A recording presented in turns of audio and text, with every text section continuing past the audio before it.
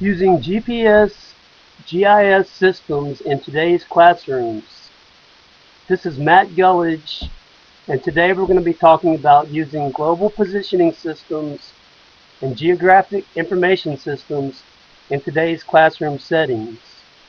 I chose these colors to represent the Earth, blue being the ocean, green being the land, and I also added a picture of a stream, which is some things that you can look at using these systems. Today we're going to talk about being able to look at geography, location, and views using these GPS and GIS systems. First, we're going to talk about geography. Okay, geography includes that of deserts, and here I chose a sun representing how hot it is in a desert, and down below I have negative qualities represented in red lettering because deserts are inhospitable and they can also separate people.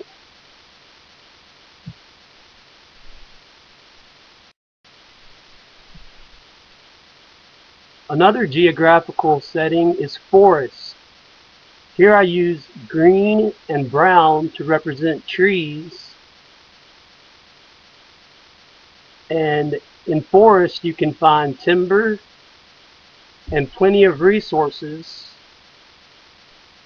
such as wild game, berries, plants, things like that. Okay. Mountains also fall under our geography section. Because mountains are usually gray and rocky, I chose mountains in a gray lettering. Again, the red lettering represents negative aspects of the mountain setting. It separates people and it creates an inhospitable living area. However, the blue lettering represents something positive. It provides defense. For example, Europe has been war-riddled for centuries, but Switzerland, protected by the Swiss Alps, have been protected by these mountains and had been spared a lot of the bloodshed of these wars.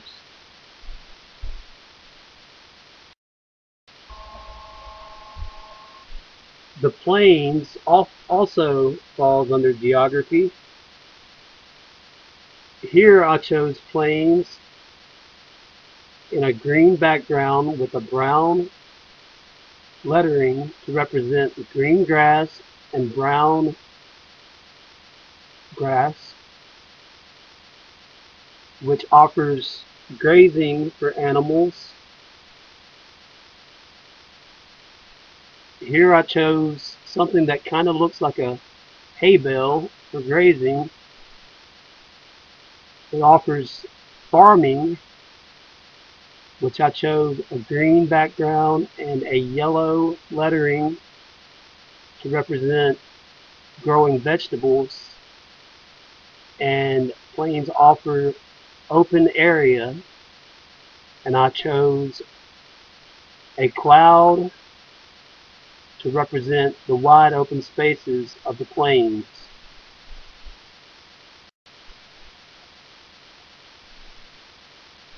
Lakes and rivers also fall under geography. Here I chose a blue background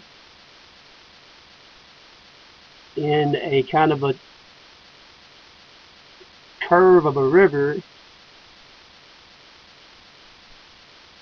and lakes and rivers provide transportation, commerce, and food, which I have little fish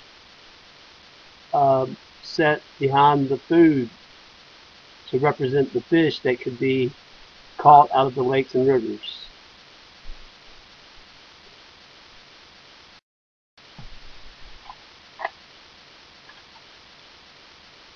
To continue with geography, I chose a sun to represent the heat of the jungle, and in addition I chose red lettering to represent the negative qualities a jungle may have on separating people and providing an inhospitable environment. However, I chose a wooden background to represent the timber and other resources that you can possibly get out of the jungle.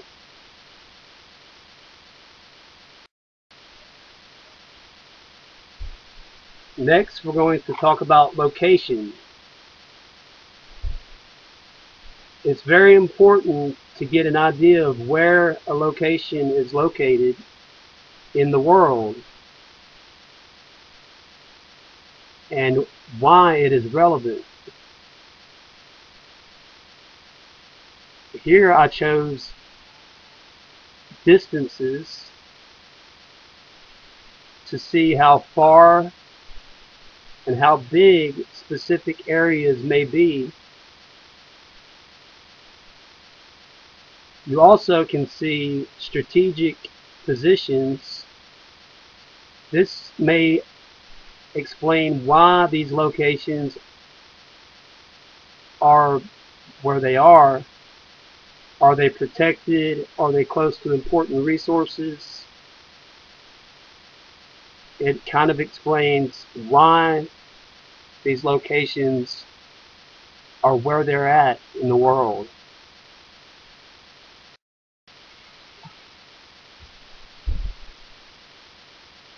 Okay, another location slide gets into the data that can be assessed for specific locations. Spatial data include things like size, which I made a larger font to represent a larger size, and resources. Under non-spatial data, you have things like cultural, religion, and political subjects to show how people are divided along cultural, religious, and political lines.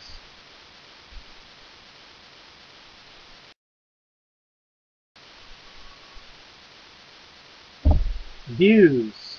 You can get really useful information from views from these GPS and GIS systems. You can view maps, and on maps I chose what looks to be like an old scroll of a map, and under maps you can see political and national boundaries, as well as physical and topological maps, which show the terrain, which I've set in a granite background to represent mountains and different types of terrain like that.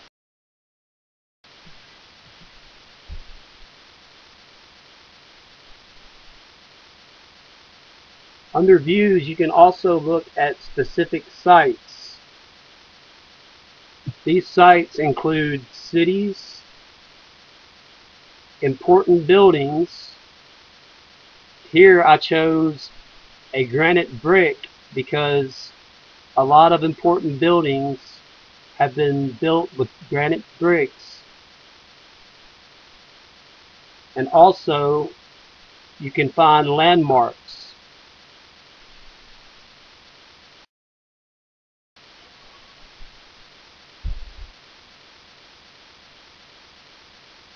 Under views, different types of views are also available. You can look at aerial views of places.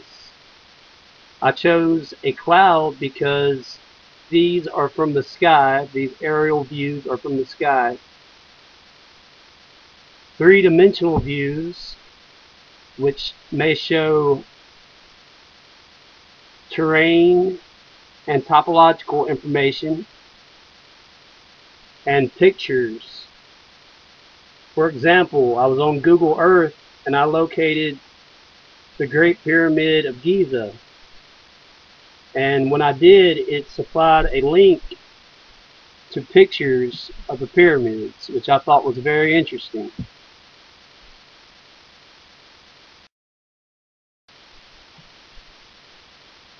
So, what we've learned today is how GPS and GIS systems can be used in today's classrooms. The power of GPS and GIS systems is immense, and applications are unlimited and varied in all areas. Some examples of these systems include Google Earth, ArcView, MapInfo, Open Geospatial Consortium, Magellan, and many more. Thank you. This is Matt Gulledge for GPS and GIS systems in today's classrooms.